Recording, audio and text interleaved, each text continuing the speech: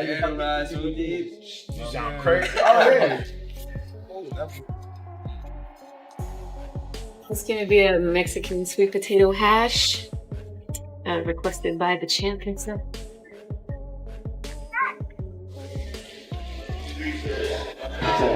And Jay, when you gonna come down with a Versace roll on? I ain't shaking the crew. What's up, Versace? Greatness doesn't arrive loud, it arrives prepared. And Shakur Stevenson has been moving through this moment like a man who's been quietly circling it his whole life. Started out playing baseball, you know, baseball bat in his hand. You know, he exhibited a very keen hand-eye coordination, you know, at a very early age, you know. He and I, every day, were watching boxing. So one day, he finally sat up and just started punching. I'm like, whoa, hey. While he was walking, at the time barely, he started punching and throwing the bat, all doing and all, doing everything. Yes.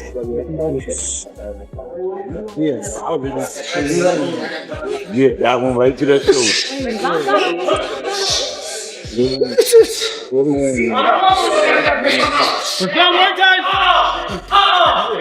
You got one! Don't stay there. Don't stay there. Don't stay there.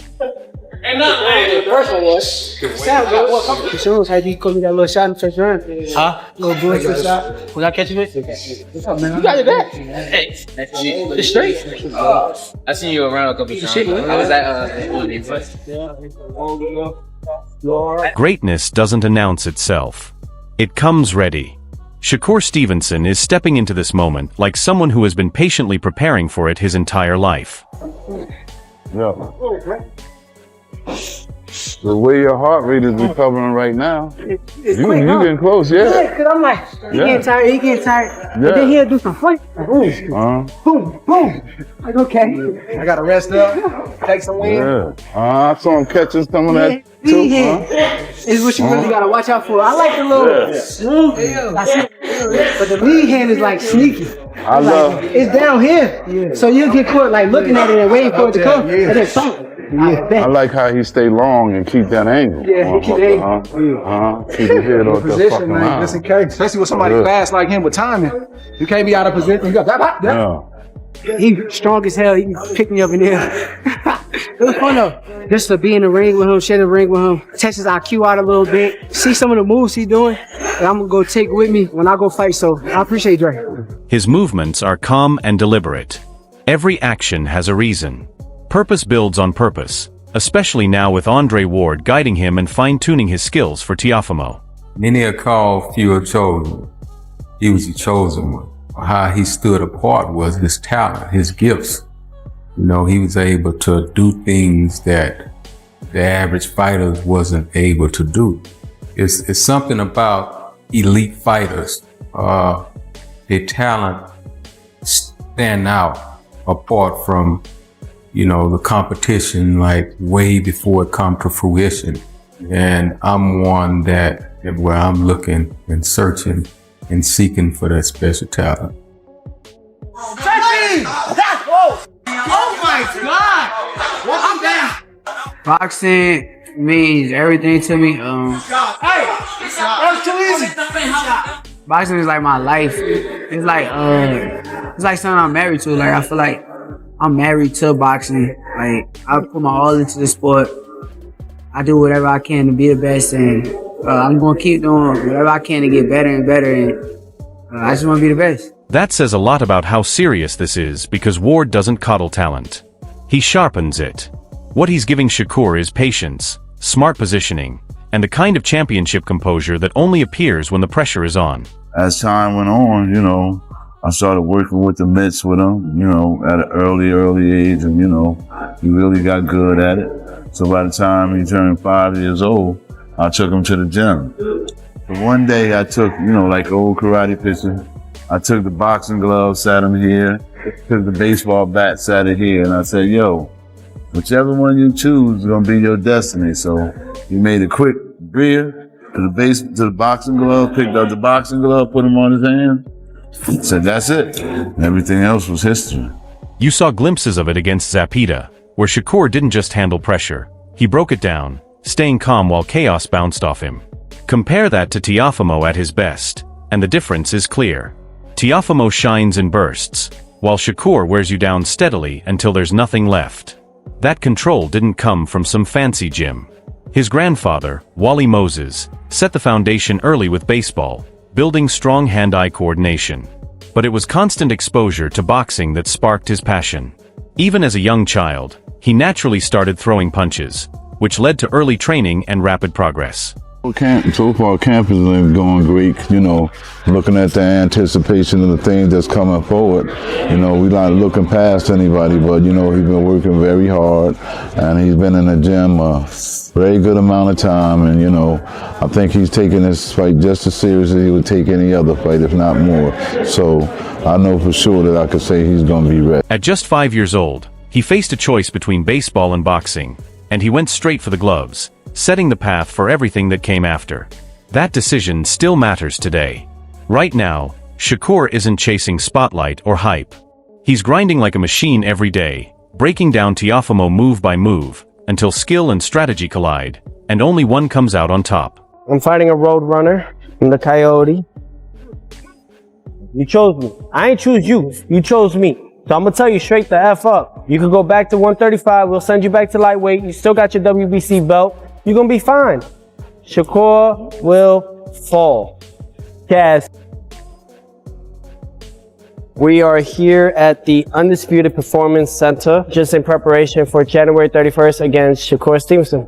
He was born for this. He's God gifted. We're implementing a lot of different things for this camp. You gotta do things in there that people have never seen. Every day is a different type of segment of working out. Earlier today, I had a little bit of strength and conditioning, and then swimming, exercising and expanding those lungs. And then we finish off late night. We come here and do 18 ounces of gloves, an hour or as long as I can of training without no break. On the other side of that calm, measured storm is Teofimo Lopez. Bold and confident, fully charged, grinning like he already knows how it ends. This is the Teofimo who lets his belief show, joking, teasing, even calling Shakur a roadrunner. But beneath the banter, there's a sharp edge quietly building. He's the best whenever he's in good condition. Like they say, we eat, we sleep, everything boxing. My nutritionist is anonymous. They're giving me a lot more protein than the previous camps. I'm actually having more meals in between rather than before. Teofimo doesn't joke like this when he's unsure. He jokes like this when he's focused. You can hear it in how he talks about the fight. Part humor, part warning. He's daring Shakur to move, ready to make a statement. This is the Teofimo who excels under pressure, who converts doubt into drive and big moments into fuel. Been with him ever since he started boxing, which was at 6. I really knew that he was really good when he started beating professional fighters at 13, 14 years old. Between me and Shakur, when we were on the top rank, because we were the next rising stars, we sparred. We did only 3 rounds back in Miami in 2016. I was getting the best out of him. You should have seen afterwards. Why do you think he said stop? He said stop recording. Come on, dog. He balances focus and chaos in a way only he understands. Right there beside him, as always, is Teofimo Sr., leading the camp, guiding the voice, shaping the mindset, reminding his son who he is and who he has always been long before any doubts appeared. I'm gonna learn the most with this fight coming up. I don't even look at my fights after I fight. I just go clock in, do my work. Shakur and that community are all personal, buddy, where I'm like by myself a lot of times. But that's part of the success because they're all Michael Vicks and I'm a dog. That father-son connection is still the driving force, the heartbeat of Teofimo's training for Stevenson. It pushes him to trust his instincts, refine his timing, and embrace the explosiveness that has defined his best nights. This is the dangerous Teofimo zone, serious enough to grind, confident enough to laugh, and stubborn enough to believe the world is wrong once again. I'm coming to conquer. You're not conquering us. I get bullied constantly in the boxing world. Everyone's favoring Shakur Stevenson. Although he's coming up to my weight class, I am the king of this division. And I have Shakur Jigama. No? You said you're gonna do what? Jigga my balls. What? Wow, you hard, bro. Pause. You hard. So that's why we got to keep beating these guys. Beating Shakur, this is part of it to get to that next level. I pretty much have had almost everything thrown at me, and I look forward to see what will be thrown at me come January 31st. History shows that when Teofimo smiles like this, talks like this, and trains like this, uncertainty is gone. You're facing a fighter who fully expects to take control of the ring and make someone else chase him. If you're gonna set the tone with someone with Shakur, you better have a game plan, because the guy he's gonna be patient. He's not gonna get off his game plan to fall into your trap. So if I'm Teofimo Lopez coach, I would tell him not to lose focus, not to get frustrated inside the ring. Stick to your game plan, whatever game plan it is. Press A, B, C, whatever it is. Stick to it and go for it. Right after Teofimo cast himself as the Chaos Agent ready to drag this fight into uncomfortable territory, Oscar Valdez steps in sounding like someone who's actually been through that maze and knows how the walls shift. Valdez didn't bring hype, he brought experience. When he says the key against Shakur is not getting greedy, it hits hard because greed is exactly how Shakur turns top fighters into frustrated shadowboxers. Valdez kept emphasizing patience, avoiding Shakur's rhythm, and that's what people often overlook. Shakur doesn't force you into his game. He narrows every option until you're left choosing it. But someone like Shakur Stevenson, like I said, it's easier said than done with a fighter like that, because it's not like he's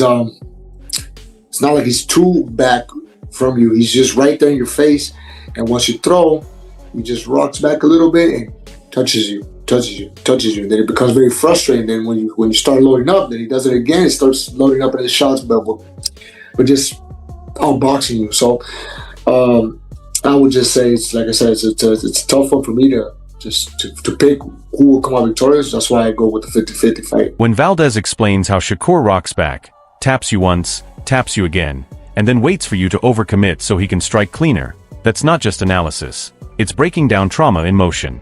I loved how Oscar owned his own mistake, admitting that frustration got the better of him because he grew up with that Morales-era mindset. Heart first, act now. Meanwhile, Shakur plays chess with a grin, baiting reactions like it's a hobby. Valdez was clear. Shakur isn't there to entertain, he's there to win. That perfectly explains why this fight unnerves people. Teofimo thrives on moments. Shakur thrives on minutes. I know you tried to do it, and Shakur's undefeated at this point, but like, how do you beat a Shakur Stevenson? I think how you beat a Shakur Stevenson, if I can go back and you do something, try. And I say this, try, because like I said, you just said it done, but try to put the pressure like Camarón Cepeda did, and just wait for your shot to land good, and make that damage where he has no that. Here's where Oscar added some heat. He didn't dismiss Teofimo at all. He said pressure can work, but it has to be smart. None of that reckless pitbull-style kamikaze. Think calculated suffocation, waiting for one perfect opening and making it count. When Valdez calls this a true 50-50, he's not hedging, he's respecting Teofimo's ceiling. Teofimo rises when the stakes rise, even if he wobbles along the way. Valdez framed it perfectly. Shakur is the puzzle, but Teofimo might be the only fighter strong and athletic enough to flip the table instead of solving it. That's why this fight feels less like a prediction and more like a careful risk assessment. I think Teo's his angles. I think his angles are gonna be a factor, because he likes to use those angles. He's not one dimensional. He likes to use those angles, and I think that's gonna kind of be a factor in the fight of for Shakur. Shakur's kind of stay in one spot, and so Teofimo can be utilizing those angles to use to his advantage, and so I think Teofimo, I think that's gonna be a big factor for him, is his angles and his speed and his power. He can crack too. Right after Valdez framed the fight as more of a mental endurance test than a brawl, Augie Sanchez steps in with one of the rarest credentials in boxing. He's been in the ring with both fighters. That instantly changes the conversation. Augie didn't speak like a fan guessing results. He spoke like a coach recalling real moments. When he said Shakur didn't even believe he had power until he actually knocked someone down and seemed surprised by his own hands, that says everything about how dangerous Shakur is. Augie highlighted that Shakur doesn't waste punches, and that detail is key. He doesn't beat you loudly, he beats you efficiently, like a phone battery draining faster than expected. He made it clear, Shakur isn't Floyd 2.0. He's more stationary, comfortable standing in front of you, popping shots, slipping just enough to avoid counters, and returning fire like clockwork. For Teofimo, so he can put his counter to work and see his openings, and maybe capitalize off of. I don't know if he'll knock him out or stop. I don't know if he has the power to actually stop to stop Teofimo. But I think he has the power to get the respect of him. But it's gonna be a good fight. It's gonna be a technical fight.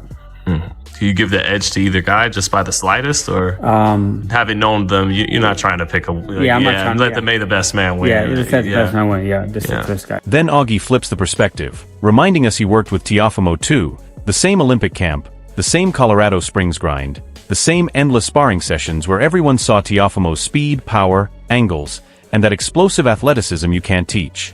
What really stood out was Augie highlighting Teofimo's angles, not just his power, because that's where this fight lives or dies.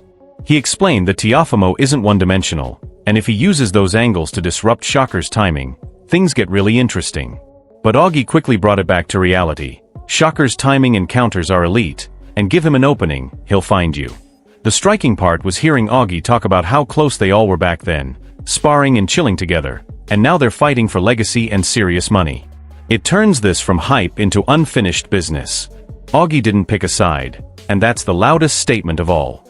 When a coach who's seen both up close says, "Let the best man win," he's really saying this is a technical battle where one mistake decides everything. Of Teofimo Lopez and Shakur Stevenson, that definitely makes sense. Who do you think is going to win that fight? I got Shakur for sure. Shakur. Do you think he wins this comfortably, or do you think it'll be a close fight? I think he wins it comfortably. Yeah, I think he wins it comfortably. I think Shakur. I think the thing is about Teo is very good athletically, but he's weak-minded. You can see in some fights he struggles. Teo does struggle. Now he does come up for big fights. Lomachenko, he came up. Josh Taylor, he came up. But a lot of fights, man, he struggles in. He does struggle on a whole lot of fights and stuff. Like, I think he looked good. Yeah, he looked good against Barboza. But like I said, for the most part, Teo does. Right after Augie Sanchez gave us that rare "I've been in the ring with both" insight, Regis Prograis steps in like the friend who stops the room and says, "Let's talk about what really breaks fighters." Regis didn't tiptoe around it. He said straight up that Shakur could win this comfortably, not because Teofimo lacks talent, but because, as Regis put it, the fight happens in Teofimo's head long before it happens in his legs. When he called Teofimo elite athletically but mentally shaky, it wasn't disrespect. It was a fighter spotting patterns we've all seen. Regis noted how Teofimo rises for Lomachenko and Josh Taylor but struggles against others. And that's exactly where Shakur thrives, in that quiet space where doubt creeps in. I like that Regis didn't ignore Teofimo's strong moments. He even gave credit to Barboza, but then he brought it back to the bigger picture. Inconsistency plus a thinker equals a dangerous combination. And I think he struggles mentally with a lot of things. But I think with Shakur, I think Shakur's going to break him. I think maybe the first two or three rounds, it might be a close fight. It might be close. It might be 2-1 or something like that. But then after that, I feel like, Shakur is probably going to start stepping up, and Teo's going to try to hit him, and it's not going to work. And then Shakur might start. The thing about Shakur is a very good, a real good counterpuncher. Really. When Regis described the first 2 or 3 rounds being close, it felt realistic. Early Teofimo is usually sharp, confident, bouncing, and full of belief. But then he illustrated the slow grind. Shakur stepping up, Teofimo swinging and missing, and that's when frustration starts creeping into footwork, posture, and patience. And when Regis mentioned Shakur's counters sneaking in, that hit hard. These aren't flashy punches, they're subtle, the kind that quietly make you question your timing every exchange. I love that Regis didn't call a knockout, because that's actually scarier. A methodical 12-round loss is a long night of realizing your best strategies aren't working. It ties perfectly to what Augie said about precision and timing. Regis is basically saying that once Shakur settles in, the fight becomes a mental audit. And when a former champion says someone is going to break you, he's not talking about physical damage. He's talking about belief. That's the real danger here. About Shakur is a very good, a real good counterpuncher, really sharp, real sharp with the counterpunch. He sneaks those punches in, you know, and that's the ones that hurt the most when he just sneaking them in when you're not supposed to hit him. So I definitely feel like, yeah, I feel like Shakur is gonna beat him comfortably. Not knockout, but comfortable 12 rounds for sure. When you put it all together, it stops being about who talks the loudest and becomes about who can survive themselves. Shakur moves like a man built for long nights, shaped by experience, honed by discipline, trusting that control always arrives on time. Teofimo moves like a man who believes chaos is a weapon, confident that a single perfect burst can flip the script and show why limits exist to be broken. It's calculation versus combustion, patience versus provocation, a technician who removes options facing a fighter who thrives on moments. Every voice we heard pointed to the same truth from different angles. This fight won't be decided by hype. It'll be decided by who stays true to themselves when it gets uncomfortable. Someone's belief will be tested. Someone's rhythm will be disrupted. And someone's version of themselves will be exposed under the bright lights.